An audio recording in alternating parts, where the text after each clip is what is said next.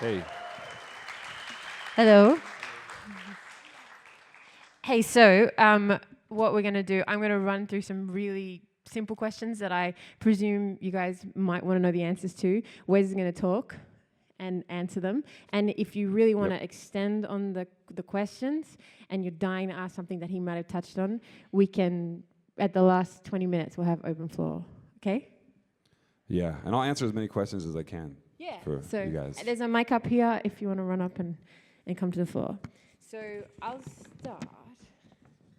All right, so music wasn't your first career. It wasn't. No, it wasn't.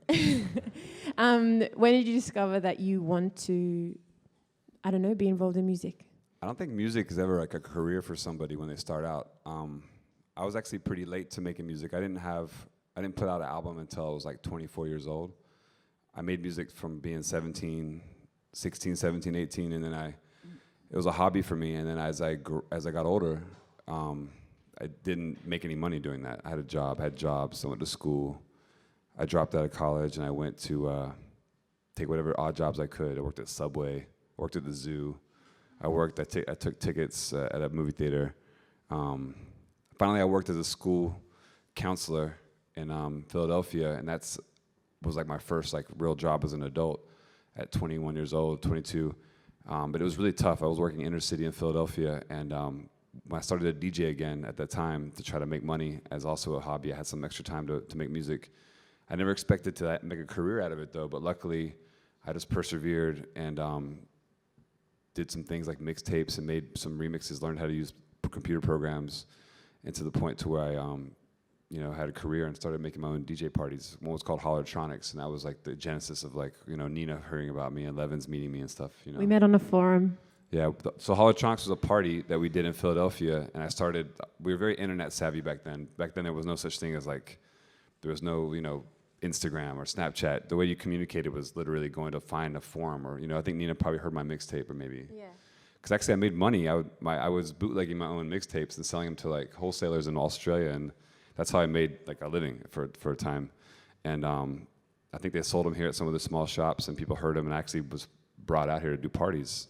It was amazing. It was one of my first places I ever visited outside of the country was Australia. But we had a forum for it, and on the forum, people like Levins, Nina, people in Sweden, Mexico, all over America, all connected. They were like young DJs that liked different kinds of music, and it was a very strange forum, and it was like kind of legendary for like different producers. And that was like kind of like a way we marketed ourselves. I think from the beginning, for my music career, though, it was very important to market yourself and use the internet. And now it's so obvious. That's like, but back then, no one was using the internet to promote music. It's strange. It's only 10 years ago. It was unusual.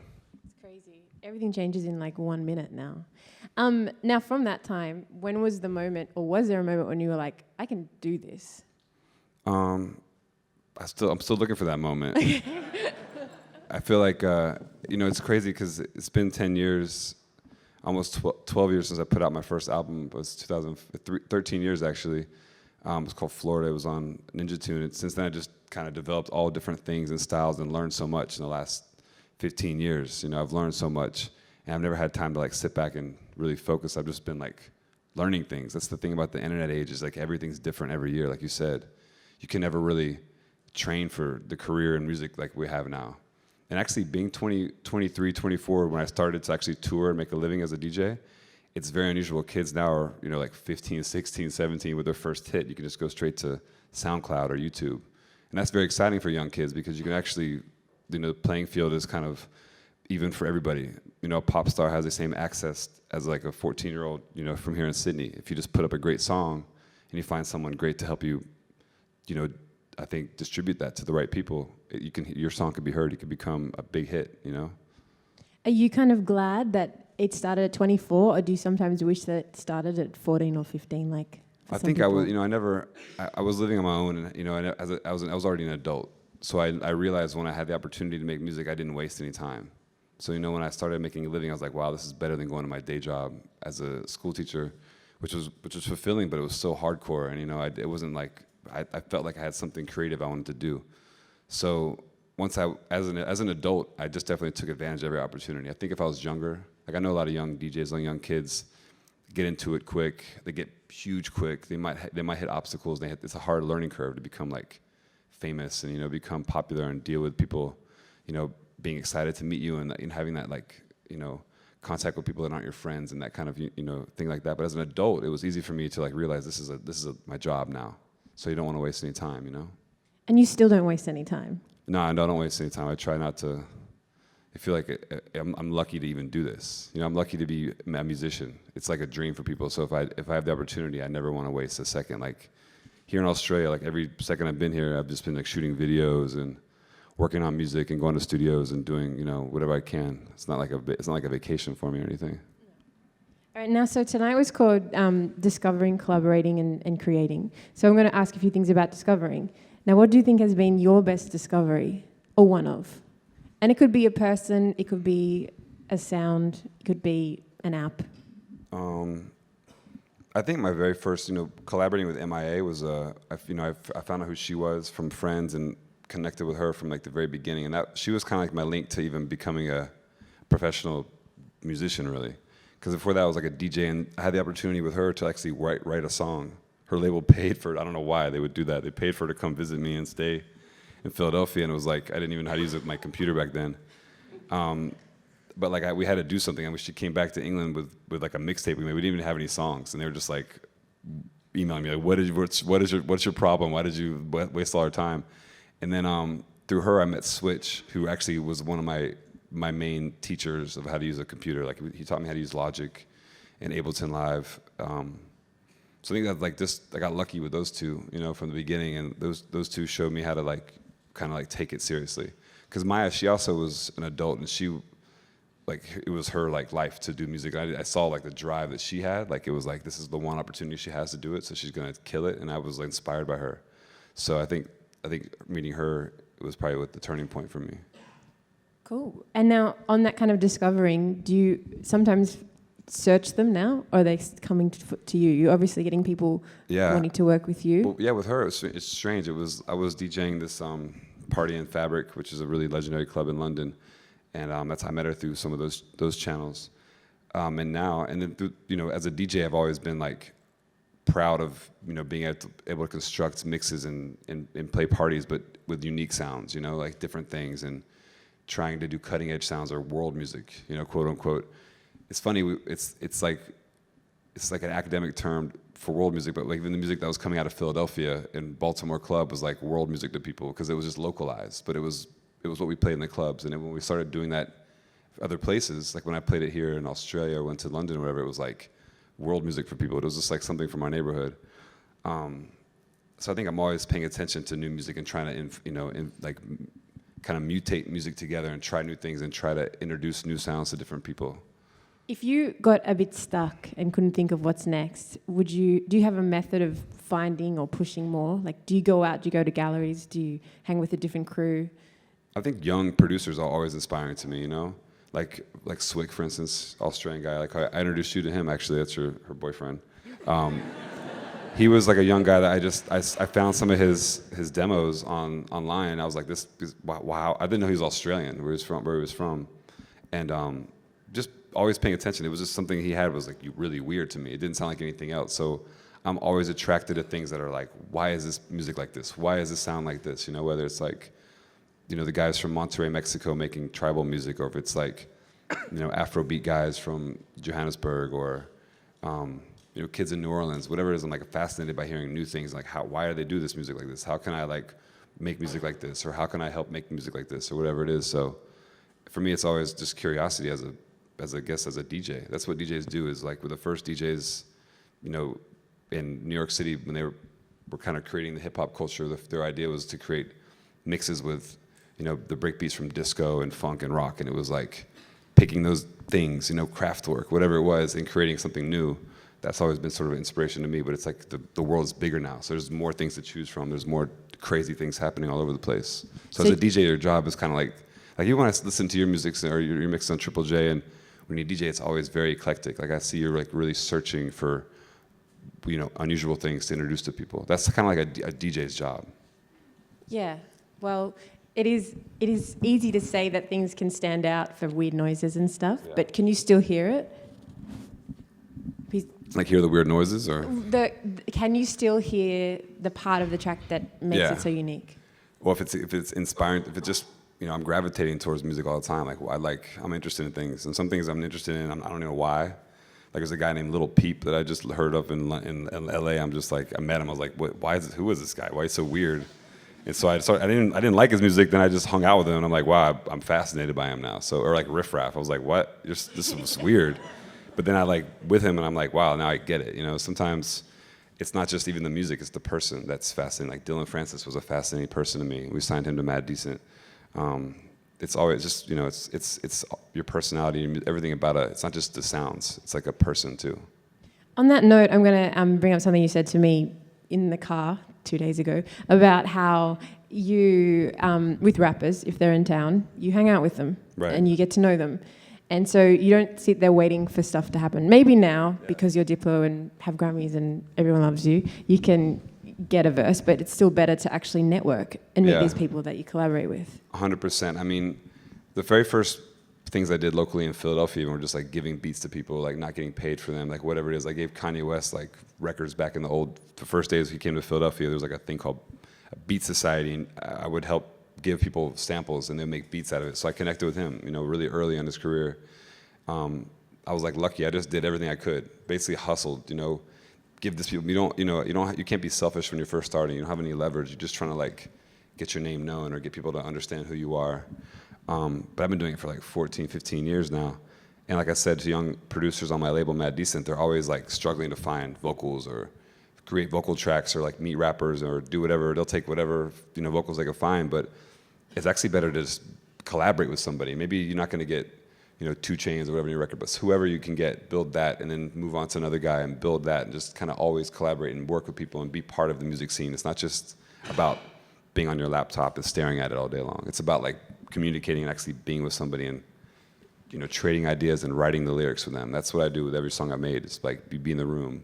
And it's also more fun because you can hang out. It's music should be collaborative. It should be 2 people creating something. It's not just like waiting for your, like DJ Khaled waiting up for your email with the vocals, all day long. On collaborating, what are some, obviously you've said some advantages already, but are there any more that you'd like to express? With collaborations, like what I've done? Yeah. No, in terms of like collaborating, like what are some other benefits to collaborating? I think the music scene is also bringing up Kanye West again, is also bigger than just making music. Like he creates fashion, art, the videos. I think it's important to understand that music is like, sometimes it's only 10% the actual sounds, and the other 90% is like your image and building that brand and building like what it is to be you and like what it is to be part of your music scene. You have to create an environment and a culture around you too. That's very important. So someone like Kanye West, he might have at any point like 20, 30 people creating, working for him, like being the stylist or being the brand ambassadors, introducing him to new music. It's for him. He has the luxury to like have people to like bring him new music. I'm still every day checking my demo folders or kids give me USBs at shows, and that's how the access I have to new music. But yeah, it's bigger than just the music. It's like, for me, at least on this level, it's you have to make your own videos. You have to come up with the ideas. You have to come up with the concepts for what's this next album going to look like. Like, what else can we do a collaboration with somebody else? Like maybe it's a company or something. You have to always look for different opportunities. It's so much bigger now the way music is created and distributed. Since no one's buying music anymore, you have to find different ways to reach people. On that note, is there something that you've been really proud of that has really ticked all those boxes in terms of a collaboration with a brand or an idea? I mean, as a businessman, you always, Mad Decent almost always runs on, we don't sell a lot of records. My label is very small, so sometimes we had hits, like we had, some like Grand Theft or Dylan Francis might have a big record. We had Harlem Shake, which is a big record. But mostly it's just giving people, the young artists, having access to our audience, and the way we make music is from publishing. So like if we license a song to a commercial or a video game, that's like the income that comes in. That's like the new ways for our young artists to make money and make like a living off of music if they're not touring it. So with the label, we've like learned to become one with like the new industry of streaming and things like that. That's important to grow. As far as, I think Major Lazer is a group that I've done that was kind of like a hybrid of, it's just like 3 of us, and Switch was one of the original members. It's sort of a hybrid of dancehall music and electronic music, and then there's like art involved with Ferry Gao, who's a really awesome artist that I know.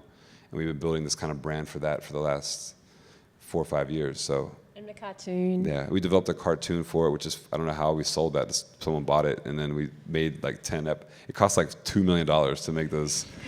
We didn't pay. I don't know why someone would do that, but it's so weird too. If you've ever seen that cartoon, you should go watch it on Hulu. It's really, really weird. But just having building that, something like that is important to like be able to understand that you can do all those things with music. Have you seen someone else in the music scene do it really well? Is there someone that you look and go, oh, that was cool, I wish I'd I think Kanye is just really, I don't think he does it on purpose. He kind of like accidentally succeeds all the time. Like even the way he put his album out on Tidal, then he would decide to put on iTunes, and then on Spotify, it's like he kept making new versions of the song. So it's like it literally was like a playlist, which is like kind of, for me, that's the future of music. It's not even about albums, it's about an artist having a home. Like 2 Chainz is also working on that now. He's going to release like a playlist instead of an album conceptually on his next release. So, even me, I work with people at Spotify to like figure out like what's the algorithms, what's the best way to reach people, which is the boring part of music. But as someone who works at a label, that's important for me to understand and to do. It's not that boring when you think about it. It's pretty boring. I really wish I could just sit around and just make music all day long, or like go to the park and swim. But I have to like read emails about Spotify and like. But the algorithm and how they do it is crazy. Like every time you skip a track, every time you put it in a playlist, that's going to affect that artist. There is a science to it, and I think like at least with the label Mad Decent, we're really good at finding ways to like find our audience, which is all you got to do, because there's so much music out there. It's important to understand even the best music doesn't get heard sometimes. Like one of my favorite artists of last year was Francis and the Lights. Do you know his album? And like I don't think anybody heard the album, because it was like just not promoted that well, and it's also very hard to find. Even Beyonce's album, I produced records for her, and it was very difficult for people to hear the album. I don't think many people heard Lemonade because it was only on Tidal.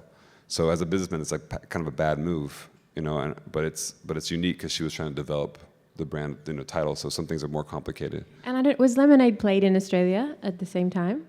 No, so we didn't even get the whole video. Yeah, they didn't get the movie part of it. So it's like, for me, someone who worked on the album, it was disappointing for me because I wish that more people had heard the album and saw the videos and heard the music I made on that. But I still love Beyonce. I'm happy I'll hope she calls me back and make some more music. But you have a great photo with Beyonce, right?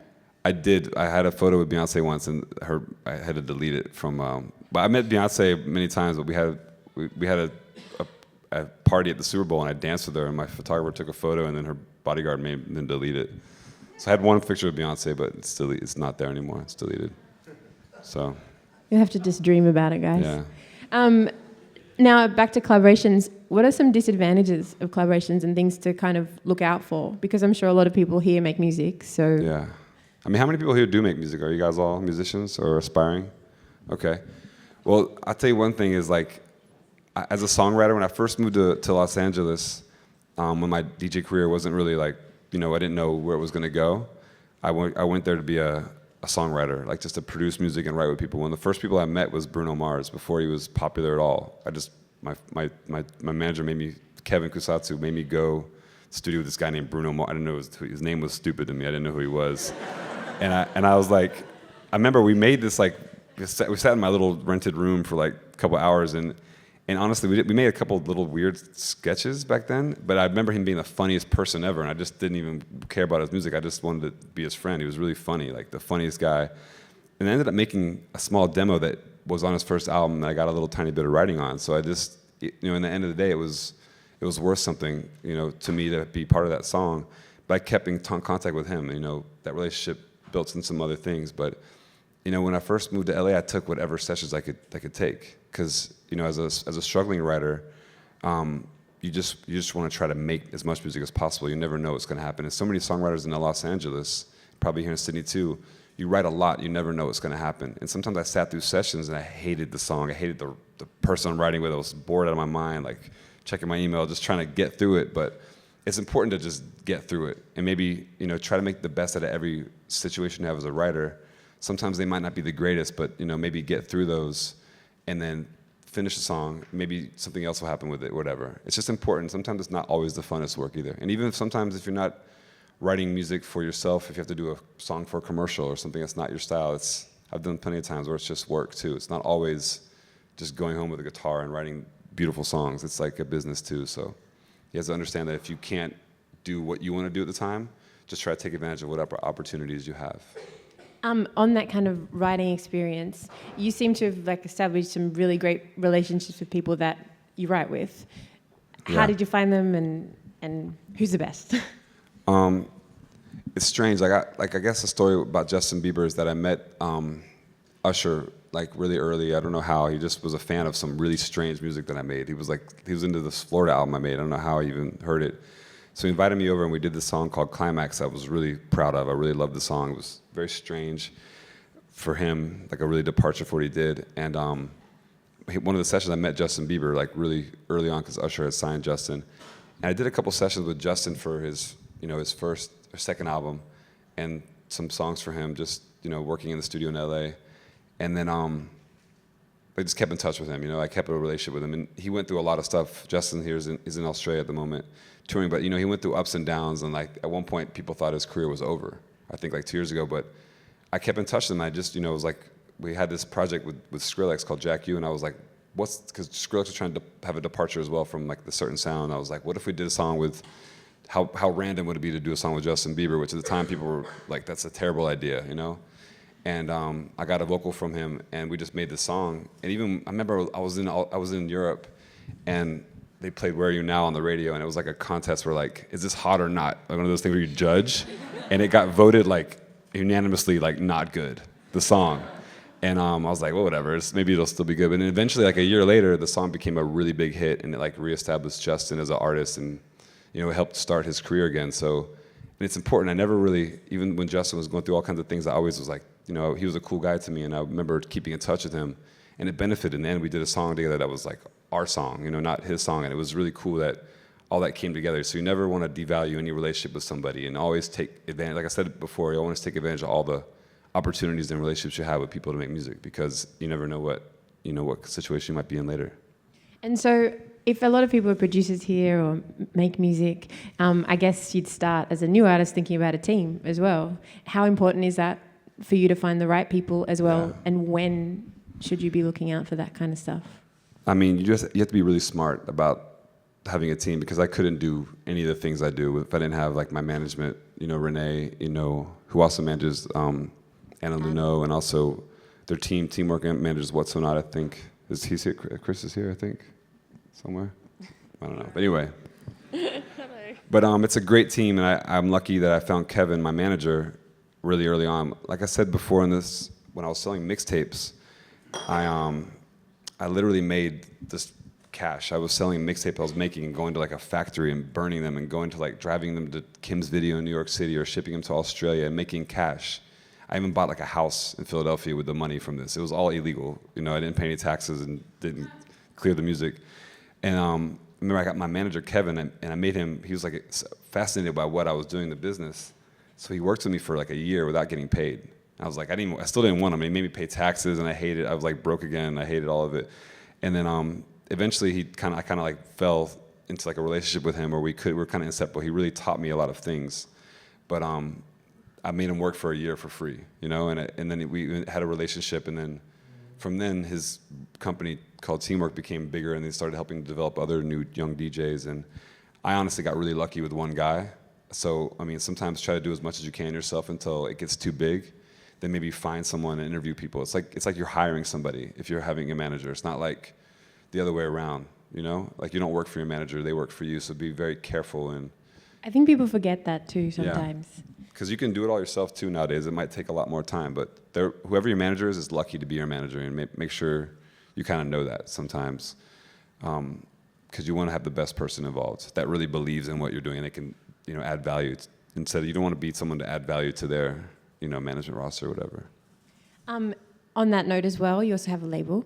So how important now is that, and how have you fit it into your time timeline and schedule, and how's it changing with what you do?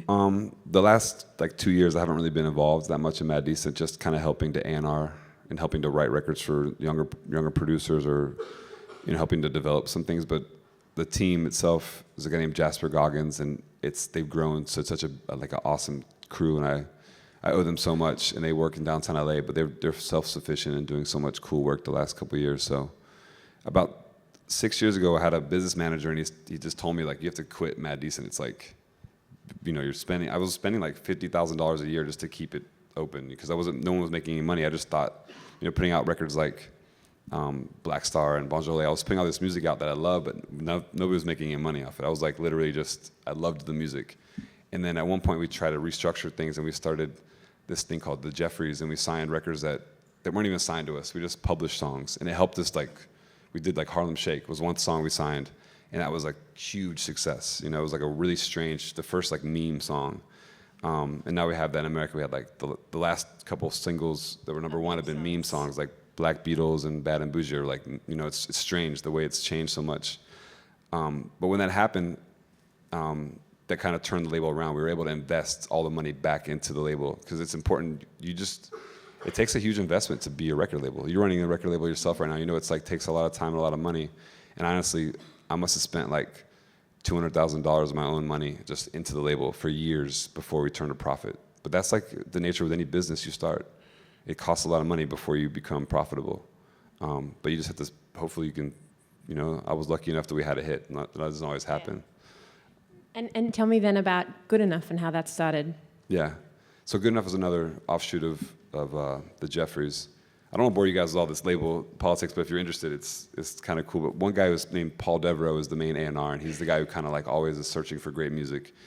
And one of the ideas was that with Good Enough, it's a label inside of the small label Mad Decent, that instead of signing these records, we just offer non-exclusive deals. So these artists can sign the records to any label. They can release them anywhere they want, but we just publish half the songs, so it helps us to navigate and showcase the music to people like film, and TV and ads. So it's just that's the back end of it. The front end is that it's a lot of music for young people to hear, because so many young kids are interested in electronic music now. And I think that we try to pick the coolest, most unique stuff and put it out there for people to hear. Okay, does anyone have any questions at this point? None. One? This guy with the old school Diplo tier? No, this is weird. So you've been around for a long time, and I was wondering. I'm old. What's one of like the #1 quality that you see from like when you probably met a lot of artists like Dylan Francis when they were coming up. What's like the #1 quality that they all seem to share? It's funny. I actually hired Dylan Francis. I was like trying to do a remix, and he had like a dubstep song. I didn't know how to make dubstep at the time. I didn't even know what it was. I was like, "You want to come to my studio and help me produce this song?" And then he was like, I was like hiring him, like, "Yo, help me to do this remix. I can't do it." And he literally played me like demos, and he was like better than me at everything. So I just signed him to the label. And the thing for Dylan, I was lucky with Dylan because he's actually a really great producer. But then as I started to hang out with him, he was like the funniest guy. I think Dylan, a lot of his success comes from his personality. He's like he's like his Snapchat is, one of the funniest things on the internet, but he's actually developed that, which is like one thing no other DJ can do. Almost any DJ can just like buy a song from somebody and like, do whatever they want and just kind of go out on tour, but no one could be Dylan Francis. No one could be honestly that funny. So it's important to understand. They can try. Some people have tried, but that's for him, that's what he does. And it's important to understand, like, what is your quality that nobody else has? Like, what is that? And like, exploit that. Like, if that's what you have that no one else has, make sure people all know that's you. Because that's the most important thing with how homogenous like dance and electronic music has become. It's important to like, showcase something original. Is it possible for you do you believe it's possible to put out good music and not do that at the moment? Good music and not. Like, and not be the Dylan Francis? Yeah, I mean, there's lots of awesome music that doesn't have the social side. Yeah, I mean, like Flume is an example who doesn't really exist that much on social media, but he's like massive. His music is very word of mouth still. People share the music on social media without him. So it's it's embarrassing to people like me that spend so much time on social media and just Flume's just, having the success everywhere. It's like, sometimes I admire, his anonymity. At the same time, he does have a brand, but it's not like exciting or electric. It's just like he's very honest with his music, and that's what I appreciate about it. Anyone else? I spilled water down my top, just letting everyone know. What were some of the greatest challenges like early on in your career, and how did you overcome them in like harnessing conviction to really keep going and believing in what you do? I think paying my rent was like really hard for a while. Like I was going to pawn shops and reselling all my equipment and back and forth. I just think, honestly, I just feel like it's a little bit of luck. If you're great at what you do, and I'm one of the older DJs in the scene, but I think that I got really lucky early on because there wasn't really a scene back then when I was a DJ. When I was growing up, there's no such thing as a DJ making money. Like honestly, I never heard of a DJ that was like that had a career as a Levins, DJ. how much did you pay Wes to play the first party? $50. Yeah, so it's been an uphill struggle because promoters have been taking advantage of me since the beginning. But honestly, there was I was just happy to go to Australia. I was like, get me out of Philadelphia. Like, I don't care where I go. It's Well, better you than stayed 2 weeks longer. I did. I didn't have anything else to do. I had no job, so I try to get other gigs here. I think did I go to Darwin on that trip to the first show? That was the next trip. No, that was the next one. With the guy. First time. But I think you'd come to Australia before Oh, with Big Doubt, maybe with Maya. Yeah. Yeah. Good Vibrations or yeah, that's you. So we're all really old. Yeah. I've been hanging out with Levins and Nina for that 10 years, literally, almost more. And they're so awesome that I met them, and they're like, because back then it was weird. The dance music culture was more like a family. Like we met on the internet, and then now it's like very much an industry, which I'm also part of. But when it first started, you understood the value of the relationships. Like the parties were they felt like Holotronics in Philadelphia. They felt like house parties. Like when I played the party with Levins, it literally felt like it was 30 people. They all knew each other, And now it's very much you go to a place and it's like a festival, 100,000 people that just don't even, they're on drugs. Yeah. They don't even know who's DJing. Does that get you down? It does, but it's like a necessary evil at the same time. Like if I can do a party, I've had the last 2 shows in Sydney have been great. It's I played a lot of my music the first time, and last night at Good God I played a lot of unique music and old stuff. We played Diplo rhythm and weird things that I don't play. So it's important to always have some roots in something that's you have to be motivated still to be having fun out there. At the same time, I did EDC Mexico a couple of days ago. It wasn't that exciting to me. I was headlining that last set of the night, and it's at that point everybody's so tired. It's kind of boring. I think they've been staring at DJs for 12 hours, so I don't know what else I can do except set myself on fire at that point. So. It wasn't that exciting to me. I love the crowd. I love Mexican crowd. It's one of the craziest people, but it just didn't feel like that much energy I was getting back. So there's ups and downs. Do you It's then not always ramp the it up? If you see the crowd tired, do Yeah. you then add some more fire? Well, that was actually a major laser show. So the thing is, when the crowd's bored, we go crazy. We start jumping, we're throwing ourselves onto shit. We're in the crowd. We're trying whatever we can. It still didn't work, but we're throwing water on our heads. We're we're really competitive. So we wanted to be better than the last DJ, whatever it is. So, but sometimes it's hard. Sometimes you go to a show and you have diarrhea or whatever. It's I don't want to be on stage, but it's it's a job. So. And in terms of the kind of club culture, you're in LA now. When you're at home, do you go out? I actually don't go out at all in LA. I don't, I don't go to clubs. If there's some DJ coming by, I really want to see him. It might be I saw Flume play when he came around. He played the Shrine, or go support Dylan or somebody or one of the young artists. I've been doing a lot of house parties in LA though. The last 3 things we did, we had a party for the Grammys and a party for my friend's birthday party. We've been doing these small parties in LA, and it's been kind of back to the roots of where I started. They're kind of secret and word of mouth, but I've been trying to do things like that, smaller parties and little gigs like that. We're having a secret party before Ultra the day before, things like that. That's kind of feels back to where we can play music that exists in a club atmosphere, not for a big giant arena or whatever. Did anyone else have? Yeah, just here. Levins. Yeah, I've got it.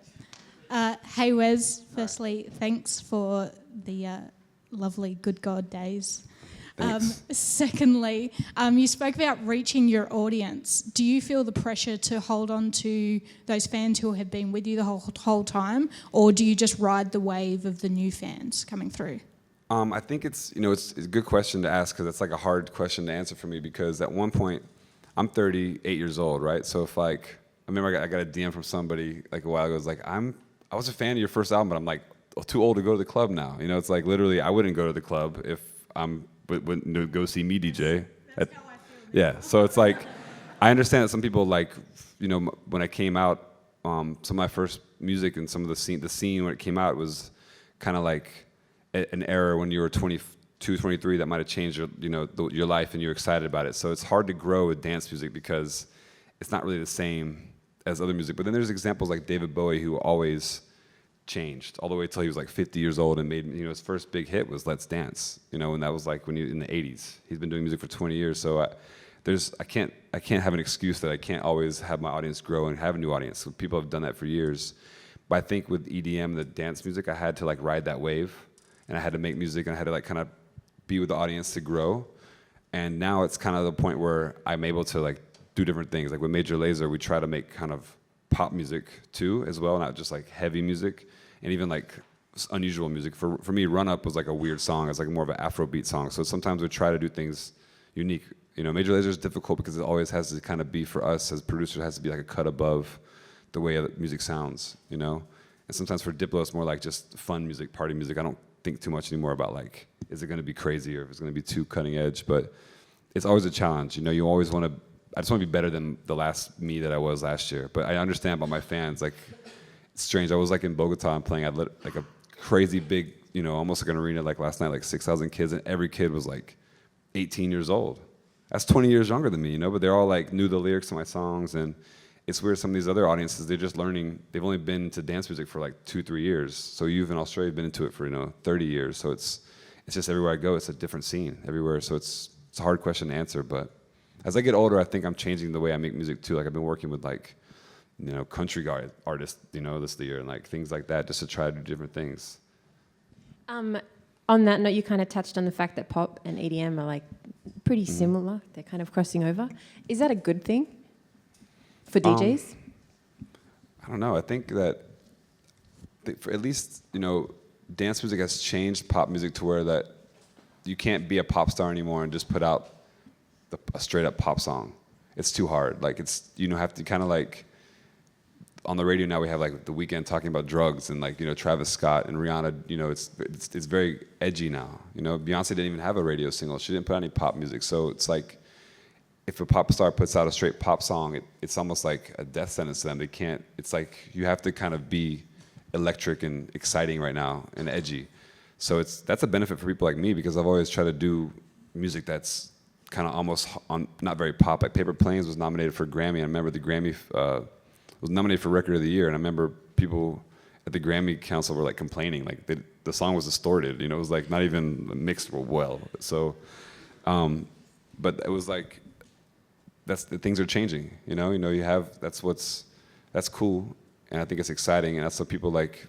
It's Migos have #1 record, it's like over top of the big pop stars. That's better for us young DJs and producers because we're part of that scene. Is there some great pop songs that you're hearing on the radio that you just love and wish you wrote? I love a lot of pop songs, but I really love everything that Issues by Julia Michaels. Like I love everything Julia Michaels does. She's like a really anti-pop star. Her and Lorde are both great because they are like kind of the anti-pop stars, They're not like, like Maybelline, models or whatever. They're just like real girls. Singing about real things, and it's crazy that their songs are becoming like enormous. That's exciting, and they're friends, so it's cool to watch them grow up and stuff. There's so much good. There's so many good producers. I mean, there's like people that are in my scene, like Cashmere Cat, and like they're like producing pop songs, like in the same. I'm soon going to sessions with them and like Ryan Tedder, and it's like well, that would never happen, 5 years ago. It's very strange that we're all like, I see Sophie at sessions like with like pop stars now, so it's like.